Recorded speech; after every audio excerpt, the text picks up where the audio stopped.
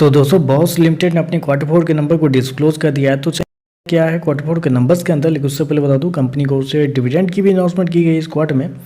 512 रुपये के हिसाब से कंपनी आपको डिविडेंड देने जा रही है। तो याद रखिएगा 512 रुपये के हिसाब से कंपनी आपको डिविडेंड देने जा रही है। चलिए नंबर देखते हैं। डाटाबेस के यहाँ पे मिलियंस में, मैं आपको क्रोस में बता रहा हूँ। तो देखिए पिछले क्वार्टर में कंपनी 4,465 करोड़ का रेवेन्यू जनरेट की थी ऑपरेशन के थ्रू। पिछले साल देखते हैं तो 4,233 करोड़ के आसपास, जबकि अभी देखें तो बढ़ के 4,910 करोड़ आपको जाता हुआ देखने को मिला। तो साल से साल जाते हैं तो साल से साल कंपनी के रेवेन्यू के अंदर एक अच्छी खासी तेजी आपको देखने को मिली। लगभग बोल सकते हैं 17% के आसपास का जंप है कंपनी के रेवेन्यू के अंदर साल से साल। जबकि क्वार्टरली बेस पे जाते हैं तो क्वार्टरली बेस पे भी कंपनी के रेवेन्यू के अंदर तेजी आपको देखने को मिल रही है। लगभग बोल सकते हैं 10% के आसपास का जंप है। तो कंपनी का रेवेन्यू देखें तो आपको साल दर साल क्वार्टर बढ़ता हुआ देखने को मिल रहा है।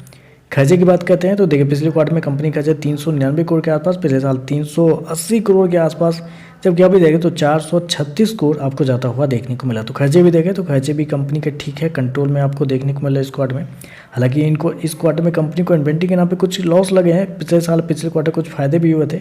उसके बावजूद देखें तो कंपनी के जो एक्सपेंस है वो आपको कंट्रोल में देखने को मिल रहे हैं।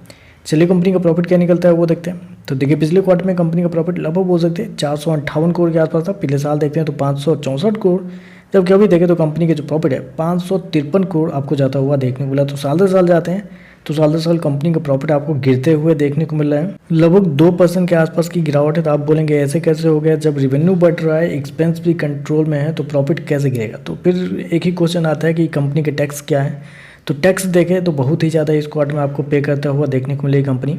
पिछले साल मात्र 96 करोड़ के आसपास कंपनी ने पे की थी, जबकि इस क्वार्टर में देखते हैं तो कंपनी के टैक्स जो है 224 करोड़ के आसपास आपको देखने को मिला। तो टैक्स देखें तो टैक्स बहुत ही ज़्यादा आपको देखने को मिला, मतलब डबल से भी ज़्यादा आपको देखने को मिल रहा है।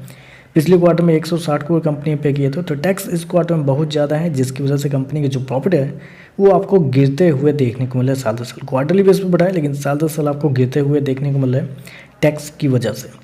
चलिए ईपीएस क्या है वो देखते हैं। तो देखिए पिछले क्वार्टर में 155 रुपये के आसपास, पिछले साल 191 रुपये, अभी देखें तो 187 रुपये आपको देखने को मिल रहा है। तो ओवरऑल देखें तो देखिए ऑपरेशनल लेवल पर अगर आप कंपनी के नंबर को देखते हैं, ऑपरेटिंग प्रॉफिट देखते हैं तो वो आपको बढ़ रहा है साल दर साल, क्वार्टर कंपनी का ऑपरेटिंग प्रॉफिट आपको बढ़ता हुआ देखने को मिला। तो ऑपरेशनल लेवल पे कंपनी के नंबर आपको अच्छे देखने को मिले, लेकिन नेट लेवल पे देखते हैं तो कंपनी का प्रॉफिट आपको साल दर साल गिरते हुए देखने को मिले, वो थोड़ा सा निगेटिव है। तो ओवरऑल देखें तो नंबर पॉजिटिव ही कहेंगे आप इसको। बाकी देखते हैं मार्केट क्या पता कभी नेट प्रॉफिट के ऊपर भी रिएक्शन दे देता है, तो उस पर देखते हैं मार्केट कैसे रिएक्ट करता है।